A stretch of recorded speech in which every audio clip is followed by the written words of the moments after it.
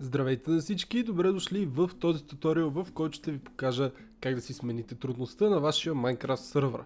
Общо взето има два начина, по които може да променим нашата трудност на сървъра, като ще ви покажа и двата и ще ви кажа разликата между тях. Първият начин, по който може да сменим трудността, е чрез команда, която може да изпълните и в играта, и в конзолата. Командата е Difficulty и тук трябва да си избереме нашата трудност. В момента, ако цъкнем, виждаме, че сървъра ни е сложен на Hard.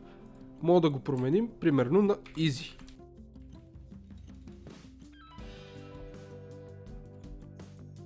И ни изписва, че Difficulty или трудността беше променен на Easy. Сега, ако отворим играта, ще видим, че трудността е променена.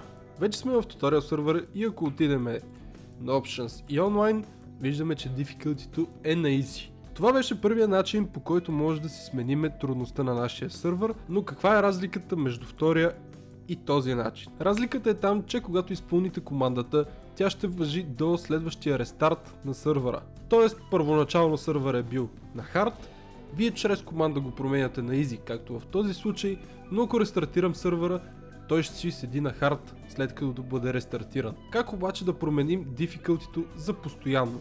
Отиваме на сервер Properties, намираме полето Difficulty и го променяме на Normal или на каквото вие искате. Запазваме файла и правиме рестарт на нашия сървър.